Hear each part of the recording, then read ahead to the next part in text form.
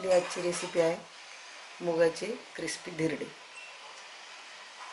त्यासाठी लागणारं साहित्य: 1 वाटी मूग, अर्धी वाटी तांदूळ, 1 चमचा पांढरे तीळ.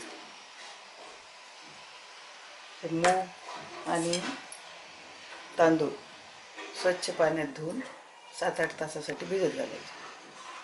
7-8 तास भिजल्यानंतर ते काढून घ्यायचे.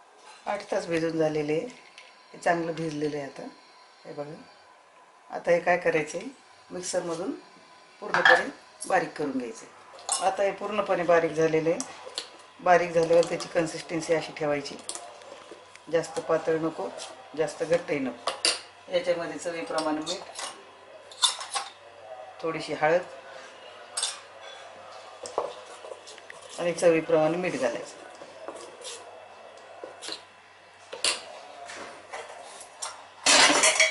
अर्ध्या तासासाठी झाकून ठेवायचं.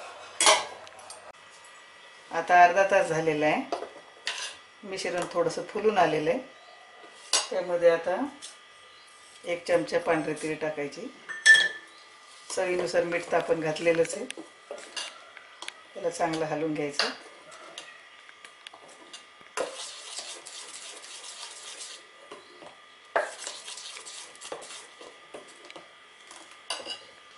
आणि तवा पण तापलेला आहे. सरळ धिरडं घालायचं वर, एक पळी घेऊन.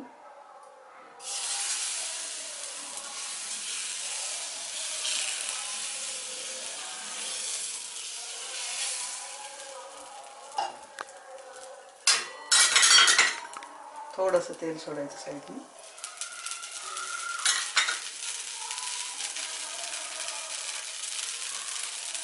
आणि हे असं लक्ष द्यायचं त्याच्याकडे.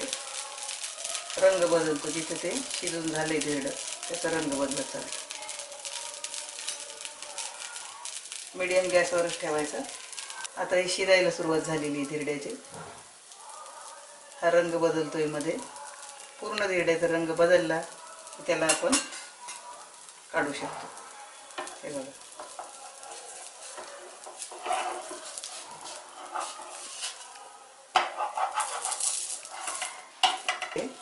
त्याला असं घ्यायचं आणि काढून घ्यायचं.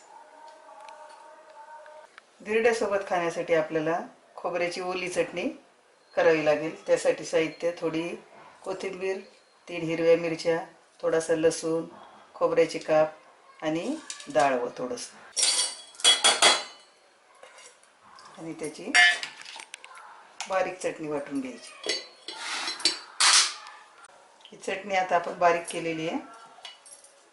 ती आपण काढून घेऊ.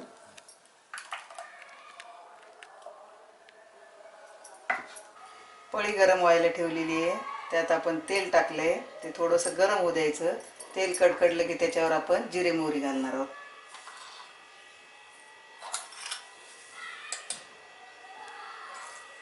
फोडणी चटणीवर आपण घालून घ्यायची.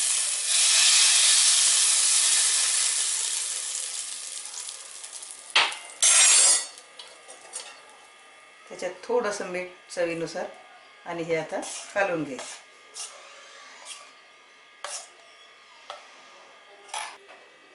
अशा प्रकारे आजची रेसिपी आवडली असेल तर नक्की करून पहा.